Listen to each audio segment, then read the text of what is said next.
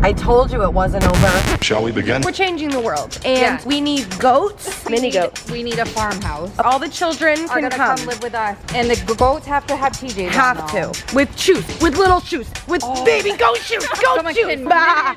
I don't want to live in the kind of world where we don't look out for each other. Not just the people that are close to us, but anybody who needs a helping hand. I can't change the way anybody else thinks or what they choose to do, but I can do my part.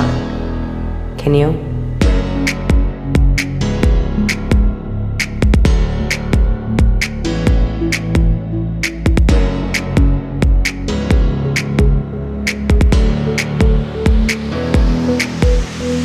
I don't have a place to live. I don't have food to eat. I'm up all night stressing about everything that I need to do and to get done. And I have extra bills that are going to be added on.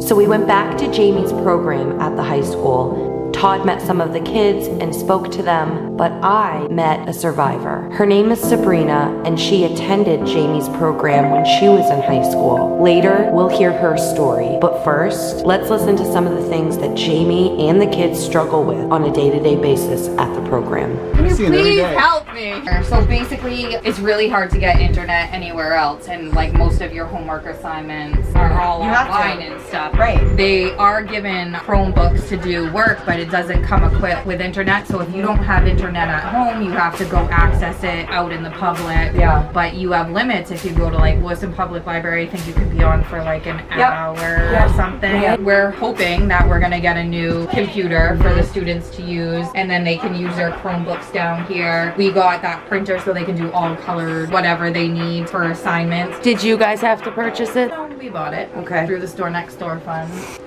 And this is like, I don't know if you got this before, so Geiger. Big shout out to Gene Geiger. Yeah. He hooked us up with these Eddie Bauer boots last year so Wow. they could get brand new boots. He also did this year some backpacks for us. You're Katie, right? I am the academic liaison. If people think about the situations that some of our students are in, we have some students that sleep in tents. Where do they get their internet to do their homework? Right. You're sleeping in a car. Where do you charge your phone to possibly go to get your internet? Okay, so you can go to Walmart, you can go to McDonald's to get what homework done you can, but here at the school they have Chromebooks so that they can type up their assignments and stuff. What student really wants to take their Chromebook outside to put it in a tent? That Chromebook gets destroyed. They're And that responsible, student right? has to pay for that bill for that Chromebook. Okay, so I don't have a place to live. I don't have food to eat. I'm up all night stressing about everything that I need to do and to get done, and I have extra bills that are going to be added on. My goal is whenever a student has their lunch period or study hall, they can come down here to see me. I've made sure that I've set up an area that's comfortable for them so that they can just be themselves. They can be free, they can feel relaxed, and they can get their education on. So that after their 4 years, they're with their classmates and they're going to walk across that stage. And any student that wants to go to college, I'm going to do everything that I'm possibly able to with Jamie to make sure that those kids get to go to college. Because they're homeless, that should not put a wall up. If they want it badly enough, I'm going to help them work for it, and we're going to get them what they need. Just like any student that has the option to get private tutors or special people to come in, you know what? These students are special also. They deserve every single right that any other student in this building gets. I don't want to ever see a child fail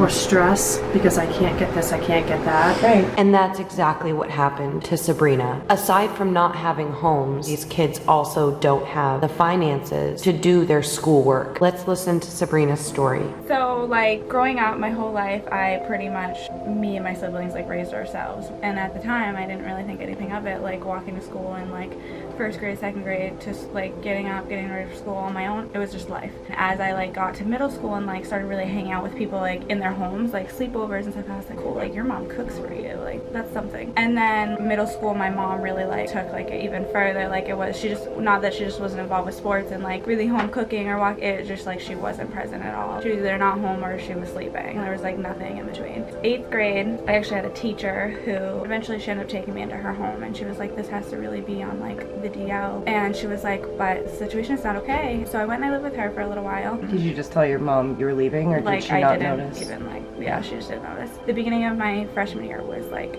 terrible. Like I got suspended a bunch of times, just like lashing out. Like a teacher who actually really liked, I called her a bitch and got suspended because there was a project I had to get done. It took money, really. It was like this big thing, and I just didn't have the money to do it, and I didn't know how to like tell her that because it was embarrassing for me. I didn't do it, and then like the day came, and like instead of just like facing her and being like, look, I couldn't, like that just was too hard. So I just like was like, nope, you're a bitch. Walked out of the room, like whatever, got suspended. Came back 5 days later, I think, or 3 days later. Same day, got into a fight in the cafeteria, got suspended again. So then the teachers were like, we need to have a parent-teacher conference. Like obviously something's going on. Like we need to get to the bottom of this. You can't keep getting suspended. And I said, good luck with that. They thought I was like being malicious, I guess, and but I really meant like good luck finding my mom. Eventually, I think 2 months in or something, like got my mom to come to a meeting, and at this time I was like self-harming a lot. It wasn't really something that I shared with people, obviously. My mom just wanted to make it a point. That was what she wanted to focus on, was that I was like self-harming. She didn't want to talk about school. She didn't want to, and she's like, that's the real issue. Like basically I was a troubled teen, which there was definitely trouble, but it wasn't really a troubled teen. I just like had a lot of anger and like issues, you know. At that meeting, I finally was like, no, like you're not gonna blame this on me and make me look like I'm just rebelling. And I am, but I'm not, like in a way, like yeah, and I'm still like doing what I need to do. When I come to school, I do my schoolwork, I get myself up, I show up on time. Like most teens, you're like pulling them out by their hair, like get to school. Like I do it all on my own. And then like after a while,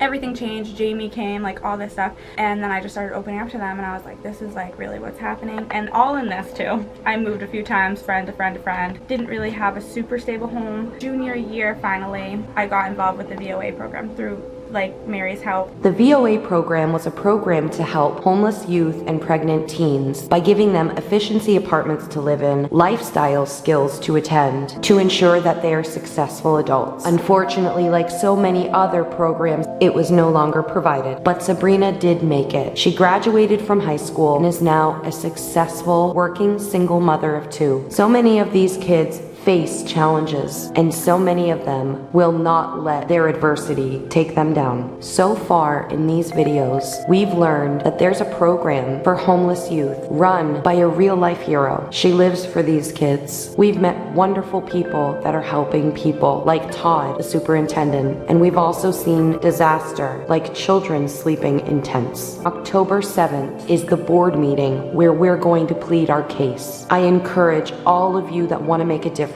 to make your presence known, because strength in numbers is what can make a difference. A lot of you are asking how you can help. You can bring your donations down to Lewiston High School. Jamie has also set up a PayPal account. Let's learn a little something from these kids to never give up, to keep fighting. Like I said, this is not over. The fight continues to end youth homelessness. Who's with us?